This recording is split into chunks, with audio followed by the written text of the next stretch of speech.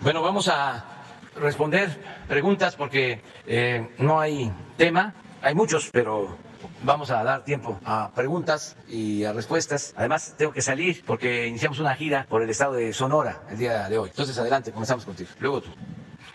¿Qué tal, presidente? Buen día, Roberto Cortés del Sol de México. Para preguntarle, ayer el congresista por Texas, Brian Babin, dijo que... ¿Quién? Brian Babin, que es congresista republicano por Texas, dijo que él pues desconoció, pidieron a Estados Unidos, al gobierno de Estados Unidos, frenar la venta de la refinería a Pemex, la Deer Park. Esto porque dice que está preocupado con esta transacción en virtud de que Pemex no tiene el talento ejecutivo, gerencial ni técnico para operar de forma segura la refinería. Quisiera saber su opinión sobre este tema. Bueno, es un proceso de compra-venta que se está llevando a cabo. Ya ustedes conocen la historia de esa refinería. En el gobierno de Carlos Salinas, en vez de hacer la refinería en el país, se decidió comprar las acciones de la refinería Deer Park de la empresa Shell. Se compró el 50% de las acciones y desde entonces pues no hemos tenido utilidades y ahora se le hizo el planteamiento a Shell de que nos vendiera el 50% de las acciones para que Pemex sea dueña de esta refinería. Ellos aceptaron, ya se firmó un acuerdo en ese sentido y se están haciendo los trámites correspondientes en Estados Unidos y desde luego que hay opiniones de todo tipo, pero tenemos que esperar a que se concluya con este proceso. En otro tema, presidente, la encuesta que presentó ayer en el informe, ¿cuál fue la metodología que se aplicó?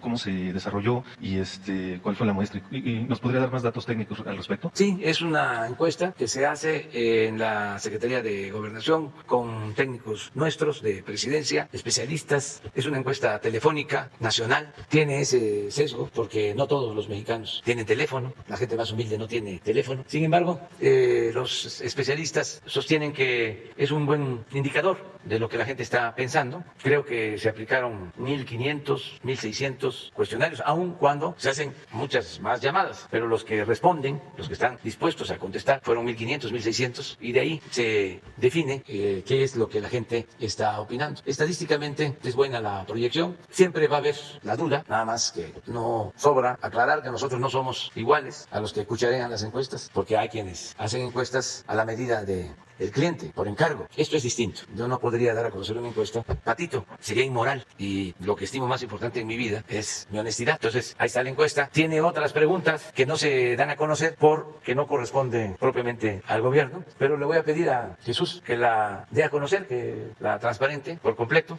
Muchas gracias, presidente. Y bueno, finalmente, ha habido muchas críticas respecto del quién es quién en el asunto de los medios. Se ha criticado, la ONU ha dicho que incluso derechos humanos, que se está atacando a la prensa. ¿Qué opina al respecto? Pues que es una interpretación muy ventajosa de parte de quienes no quieren que haya confrontación de ideas o que haya un diálogo circular, que nada más quieren ellos tener el monopolio de la verdad y que nadie puede replicar. Eso es lo más antidemocrático que puede haber. ¿Cómo no vamos a tener el derecho de decir esta es una calumnia y probarlo? ¿Nos tenemos que quedar callados? Entonces, los medios de información convencional pontifican, tienen la verdad absoluta, nadie puede replicarles, no hay libertad. Sería incorrecto que se replicara algo que no tiene fundamento, contestar a una mentira con otra mentira, pero es un ejercicio democrático. Hay que poner por delante la verdad y hay que respetar a la gente, pero no solo a las autoridades o a los integrantes de la llamada sociedad política o sociedad civil, no solo a los periodistas, no solo a los servidores públicos. Hay que respetar al pueblo. El periodismo y la política son imperativos éticos. ¿Cómo así a la ligera se lanza una noticia falsa? ¿Quieren que hablemos de noticias falsas? Aunque es hasta el miércoles, ¿verdad?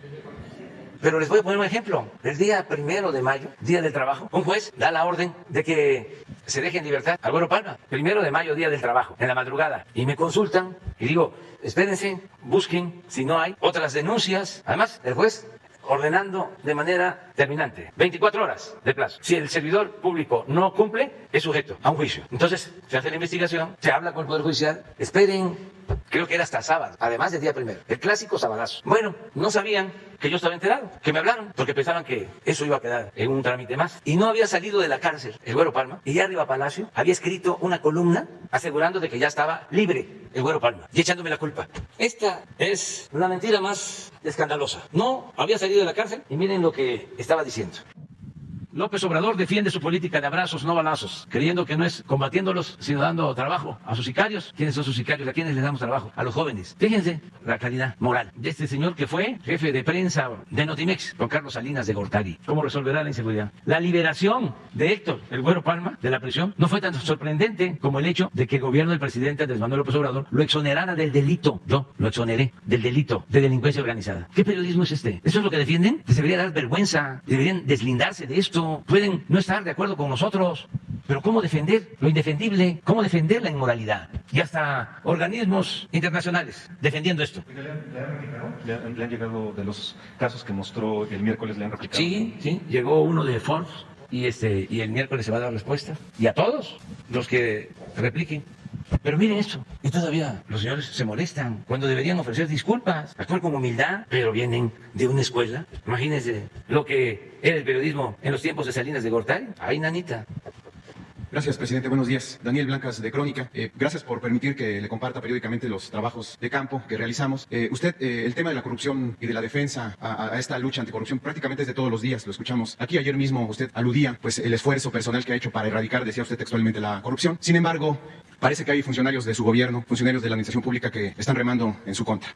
Cuando usted en diciembre de 2018, al principio de su gobierno, nombró o ordenó la contratación de operadores de pipas y la compra de autotanques para el transporte terrestre de combustible, quizás no imaginó que multiplicaba los ojos, las miradas en torno a Pemex y que podían ser estos operadores una fuente pues fidedigna, una fuente fiel de las corruptelas que siguen ocurriendo en Pemex. Le comento esto, yo estuve reuniéndome con un grupo nutrido de operadores, de estos que se contrataron al principio de su gobierno, lo estuve haciendo alrededor de un par de 2 semanas. A estas reuniones se sumaron operadores de autotanques que son de empresas privadas. Usted sabe que también se brinda este servicio a Pemex, además de las que se contrataron, hay operadores de empresas privadas. Entonces estuve reuniéndome con ellos en el campo, en las inmediaciones del campo militar número 8, y realmente fueron los ojos, fueron los pasos, la mirada que me permitió conocer a detalle brazos corruptores muy fuertes en Petróleos Mexicanos, presidente. 4, digamos, serían estos brazos corruptores. 1, el moche, las mordidas para los viajes que periódicamente hacen estos transportistas de las refinerías a las terminales de Pemex. Se cobra entre 500 y 5,000 pesos por el viaje. ¿Quién lo cobra? Funcionarios de Pemex, ingenieros que se dedican a repartir estos viajes. ¿Por qué valen los viajes, presidente? Valen porque hay rutas que se prestan mucho al huachicol. Hay rutas doradas para el huachicol. Entonces, esta situación de huachicolear, este costo de los viajes, permite que tengan valor. Y los ingenieros de Pemex están alentando estos moches, viven de la mordida. Ese es el primer brazo. El segundo, todo un engranaje, desde que los transportistas llegan a las terminales o a las refinerías, todo un engranaje para paso a paso el moche, la mordida. 200 pesos para documentar, 150 pesos para pasar a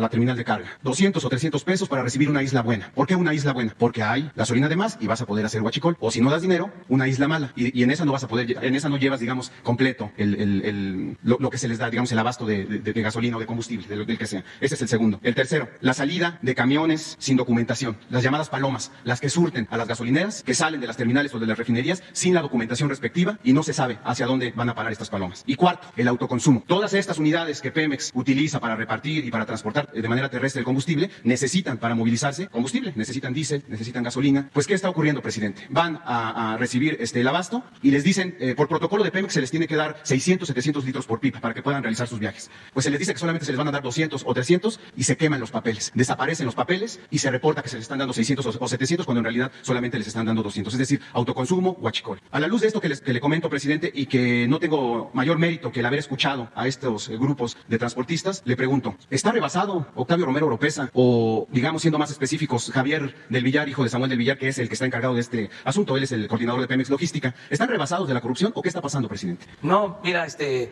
bien que haces la denuncia. Se va a hacer la investigación a detalle. Para constatar lo que tú estás aquí dando a conocer, para ver si es cierto. No estoy negando tu dicho, nada más que no es suficiente. Hace falta saber si es cierto. De ser cierto, pues hay que actuar legalmente y con energía y denunciar por corrupción y despedir a trabajadores que estén haciendo estas tracaladas. Así de sencillo. Pero nadie está rebasado en Pemex, ni en el gobierno, ni el director de Pemex, ni ningún funcionario. Porque si pasara eso, tendrían que rebasar al secretario de Hacienda y luego rebasar al presidente. Y está un poco difícil eso. Entonces, ¿qué está pasando, presidente? ¿Qué pasa? Puede ser que sea una inercia que ya venía de tiempo atrás, porque estaba podrido Pemex, como la Comisión Federal de Electricidad, como el gobierno en su conjunto. Y estamos llevando a cabo un proceso de limpia de todo el gobierno, que no es un asunto sencillo. Estamos limpiando de arriba para abajo. Pues miren lo que nos ha costado limpiar la compra de medicinas, la relación con los medios de comunicación. Yo no tendría 6.7 de aceptación en el pueblo, tendría yo 8, tampoco mucho. Si soltara los 20,000 millones de pesos que se le destinaban a los periódicos, a los medios, a los periodistas. No se ocuparían de nada, no le hubiesen dado tanto vuelo al lamentable accidente del metro de Tláhuac. Se hubiesen quedado callados, como siempre lo hacían, pero había moche de por medio, chayote. Entonces, no 6.7. Yo estoy dispuesto a bajar hasta 6, si me ahorro unos 10,000 millones más. Entonces, aquí lo importante es tener la conciencia tranquila. Ese es el tribunal de uno. Entonces, vamos a revisar tu denuncia, a ver de qué se trata, y castigar a los responsables. Usted el 27 de diciembre de 2018 anunció que los militares, que la Secretaría de la Defensa y la Secretaría de Marina iban a extender, digamos, su presencia, porque anteriormente pues había, digamos, la vigilancia periférica, pero usted ordenó ese día que militares y marinos incursionaran en las instalaciones de Pemex, en terminales y en refinerías, precisamente para evitar este tipo de situaciones. Sí, el problema es que solamente están, presidente, en 30 de las 73 terminales, es decir, no están en todas, y tiene usted razón. Pero pueden estar en todas. Esa es mi un pregunta. asunto de revisión. No hay 39 de 73 terminales. Sí, pero no hay ninguna limitación. Y no es porque los funcionarios de Pemex se opongan.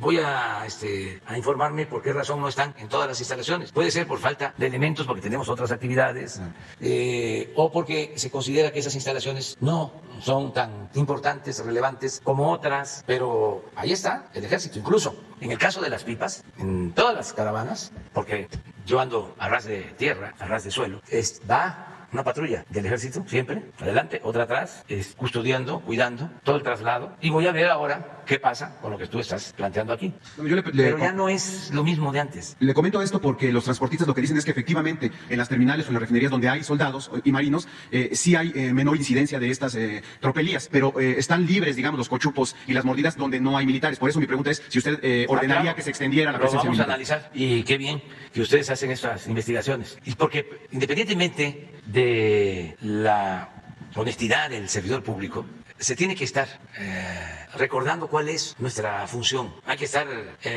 sacudiendo, hay que estar zarandeando, hay que estar, en Tabasco se llama zamarreando la mata. Siempre. Hace unos días leí un texto del general Cárdenas que escribe exactamente a mitad de su gobierno, una nota que pone a la mitad de su gobierno. A ver si no está por ahí la nota, la debe de tener Zoé, él me la envió. Si no, la debe de tener Asaf. Van a ver lo que decía el general, creo que es de mayo de 1937. Estaba a la mitad de su administración. Todavía venía lo mejor, venía el 38, venía la defensa de México de los refugiados españoles, de los refugiados israelitas.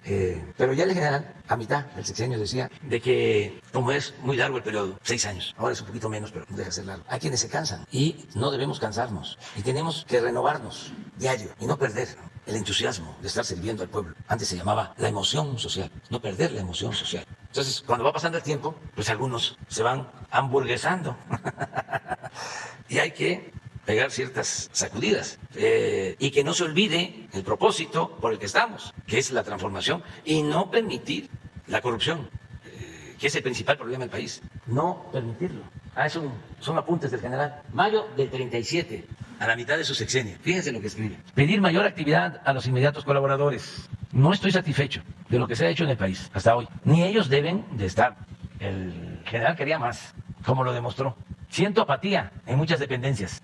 Para un periodo de gobierno de 6 años, difícilmente se encuentran hombres, y agregaría mujeres, que después de 3 años trabajen como el primer día. Cuando no los hay, conviene renovarlos. Veré el ritmo con que siguen trabajando de hoy a septiembre próximo. Entonces, esto es lo que puede pasar también. No es que sean corruptos, sino que pierden fuerza, se desaniman. Además, están sujetos a fuertes presiones, están enfrentando a todo el bloque conservador. Hay que estar bien firme en las convicciones, para soportar, para aguantar, tener aplomo. Afortunadamente, la mayoría de los servidores públicos, ayer les hice un reconocimiento a los que me están ayudando. Todos están trabajando en equipo y sobre todo cuidando el presupuesto, que es dinero del pueblo. Finalmente, presidente, ¿cuál sería el mensaje que usted le manda a los petroleros que insisten en burlar esta bandera de la no corrupción y se prestan a cochupos y a mordidas? ¿Cuál sería su mensaje? Y no quisiera dejar de pasar la oportunidad, presidente, de un tema que ya le he comentado en otras ocasiones y que creo que es inquietante, digamos, a la luz del impacto que puede tener en las familias más pobres, este asunto perdón que cambie tan drásticamente, pero creo que vale la pena hacerlo. A partir del día de hoy, Minsa y se me va ahorita el nombre de la otra grande, Maseca y Minsa, anuncian un incremento en el precio de la tonelada de harina.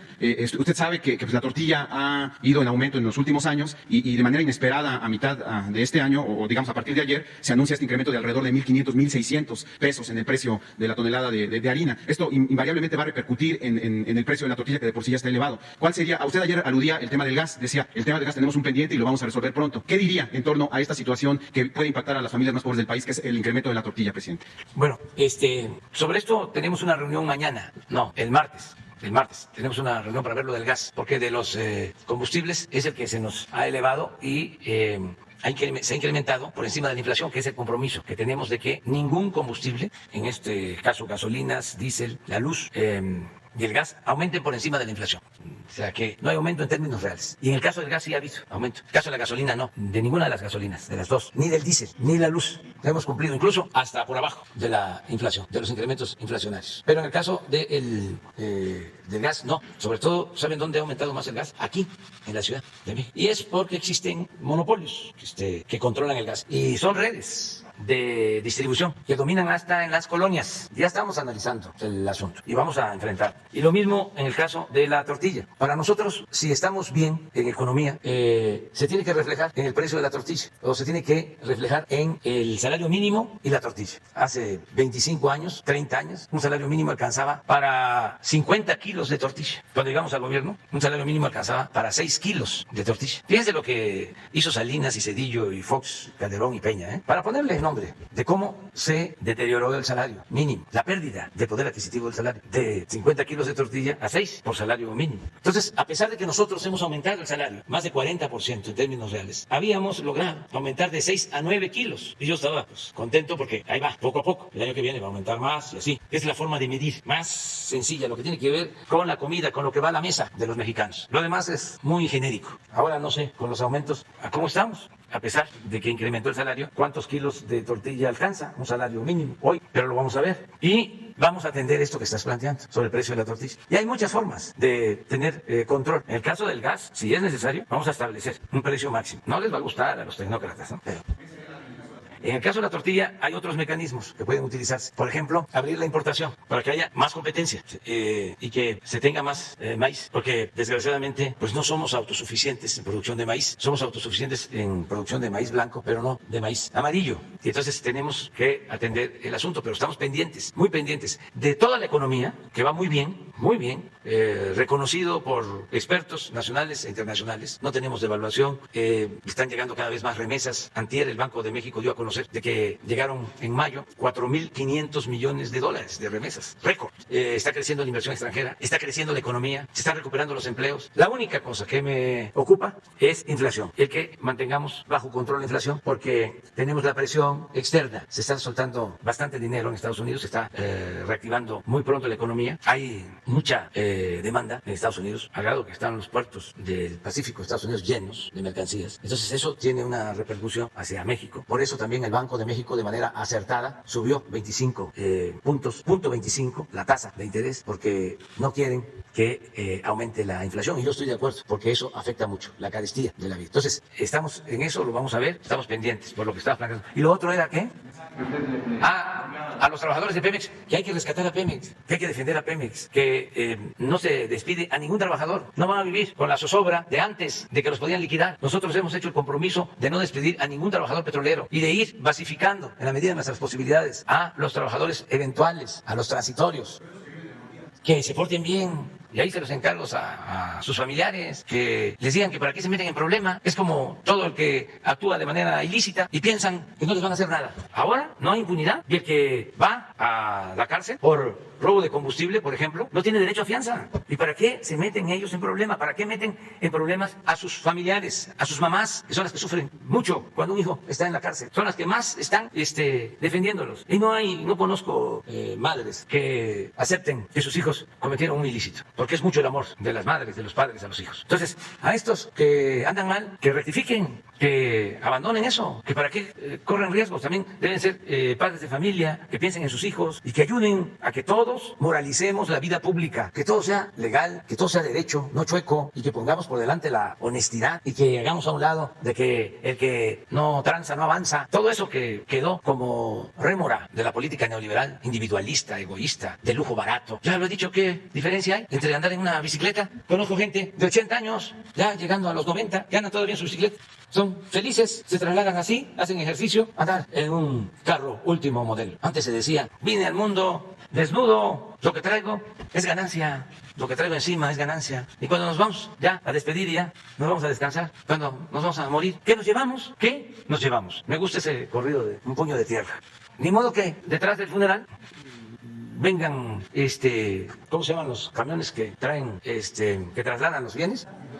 Mudanzas, con mudanzas, ¿no? Para dejarnos ahí las alhajas, ¿no? Y los carros. Nada, hay que llevarse la satisfacción de haber servido, de haber actuado como mujeres, como hombres buenos, y así vamos a ser siempre felices. Pero en fin, ese es otro asunto. Muy bien, compañero. Y luego tú. Ya me están llamando. Gracias, presidente. Benito Jiménez, del periódico Reforma. Preguntarle, ¿de qué tamaño es el mapa criminal en el gabinete de seguridad? ¿Cómo lo están viendo? Hablaba usted de 3 cárteles que están operando en el país. Sin embargo, expertos en seguridad advierten que por lo menos hay una veintena de estos realizando diversas acciones criminales en detrimento de la sociedad. ¿Cómo tienen ustedes medido este pulso en el crimen organizado? Pues tiene que ver con los estados con más violencia. Aunque hay estados donde funcionan cárteles y no hay tantos homicidios, porque no se están enfrentando. Hay un cártel que tiene hegemonía y no se están enfrentando. Por ejemplo, ahora hay enfrentamientos en Zacatecas, y es eso, entre grupos. No han dejado de haber enfrentamientos también en Guanajuato, y es por lo mismo, son 2 o 3 que se están enfrentando. No sucede así en Sinaloa, en Sonora sí, enfrentamiento, en Baja California. Entonces depende. Pero lo que yo dije ayer, y seguramente les dolió, van a tener que ponerse vitacilina, es de que el tiempo que llevamos no se han creado nuevos carteles, que nosotros heredamos estos carteles, estos grupos. El cártel de Sinaloa pues no surgió hace 2 años y medio. El Jalisco Nueva Generación tampoco. ¿Cómo se llamaba o se llama el de Guanajuato? Santa Rosa de Lima. El del Golfo, Tamaulipas, y así otros. Porque nuestros adversarios, que son con nosotros muy exigentes, eran muy serviles y muy afanositos con los otros gobiernos, y nunca se hablaba de estos temas. Entonces nosotros estamos haciendo un esfuerzo para enfrentar esta herencia de violencia muy lamentable por los homicidios que se cometen, sean de ciudadanos inocentes o entre ellos mismos, son seres humanos. Que nosotros no queremos que nadie pierda la vida. Entonces estamos haciendo todo un esfuerzo, pero cambiando la estrategia. Porque ¿cómo surgieron estos grupos? Primero, por el abandono al pueblo. Los políticos se dedicaban a robar, a saquear. Segundo, por la asociación delictuosa, porque se unían delincuentes y autoridades. Miren el caso vergonzoso de García Luna, que era el funcionario predilecto de Felipe Calderón. Tercero, que les ayudaban en los fraudes electorales. Cuarto, que les permitían dominar en regiones y elegir, más bien nombrar a presidentes municipales, a directores de la policía en los municipios. Hacían acuerdos con gobiernos estatales. Entonces eso se arraigó. Les ayudaban a hacer el fraude en contra de nosotros. Entonces se arraigó. Y ahora estábamos luchando. Primero, pues para que haya una línea divisoria, una frontera. Una cosa es la autoridad y otra cosa es la delincuencia. Que no haya impunidad, que no haya servidores públicos al servicio de la delincuencia. Y algo que es muy importante, atender las causas que originan la violencia. ¿Qué hicieron los gobiernos neoliberales en favor de los jóvenes? ¿Recuerdan ustedes algún programa en beneficio de los jóvenes? ¿Cuál?